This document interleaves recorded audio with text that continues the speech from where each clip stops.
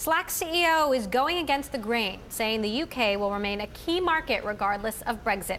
CEO Stuart Butterfield spoke exclusively with Bloomberg's Nate Langson in London ahead of the official opening of Slack's new hub in the UK capital. Butterfield discussed why the company is laying down roots in the country. We have a lot of customers, and ones that I think most viewers in the UK would recognize, retailers like Lush, broadcasters like Sky, Ocado, Sage Software. And we want to have a relationship with them and other customers yet to come on board, and it's much easier to physically be here. I mean, it's a sales-led office, but customer success teams and solutions engineering as well. And we're still going to grow. It's a country of 65 million. I should know that off the top of my head. It's around that number, yeah. We keep expanding. Yeah, good on you. So tell me, one of the things that we see a lot of tech companies do is base themselves in Ireland, which is much less of a problem regarding Brexit. Right. We've had a lot of conversations and stories about companies considering other countries around the European Union. I mean, did you consider that? Did you consider Ireland as an option? Oh, we already have a pretty large office in Dublin. Right, okay. We've been there for about a year and a half, right. I think 70 people or so.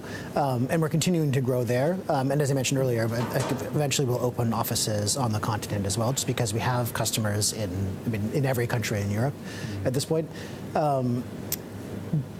So we have 7 offices in 5 countries around the world, and we'll be expanding at a pretty good clip over the next 18 months or so. Okay. Now, one of the topics there's been a lot of discussion about over the last 100 days or so, of course, is hiring and talent under the Trump administration. And I'm curious if that's something that has been affecting you, or that you're going to have to sort of think a lot more carefully about, over the coming months and years. So.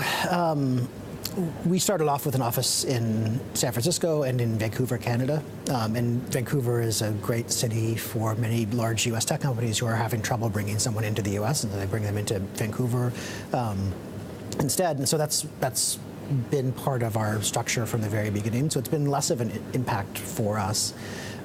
We also have offices in Dublin, as I just mentioned, in Melbourne, in Toronto, in New York. So the immigration issues have been less of an impact for us. I mean, I think the people who work at Slack as citizens are more concerned about it than I would say that I am as the chief executive of the company.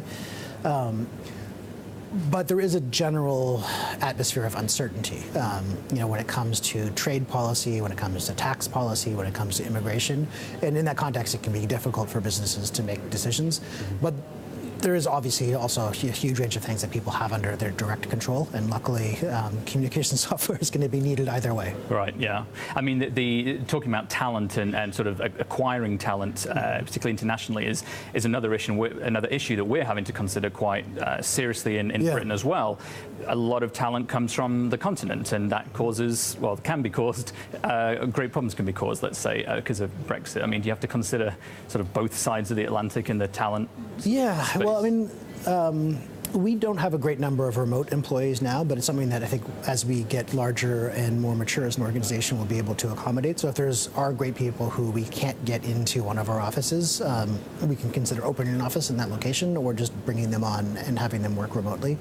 As I said, though, it hasn't been a big problem for us yet. It's an incredibly competitive market, but because we've been growing very quickly and because of our presence in the tech industry, I mean, I think there's very, very few technology startups in the San Francisco Bay Area that aren't existing Slack users, which gives us a huge leg up in recruiting, because people are very familiar with the software. And if you're in the Bay Area, especially if you're in tech, the perception is that everyone uses Slack, and so people want to go where they have a big impact, and we have a big recruiting advantage as a result of that.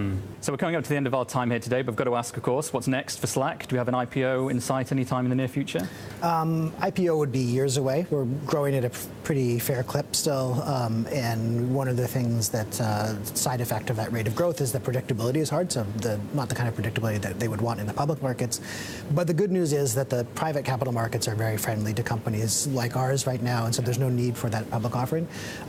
So the focus is absolutely on growth in customers and increasing the value of the core product. So we're doing a lot of work on machine learning and AI, and bringing those things to market over the course of this year.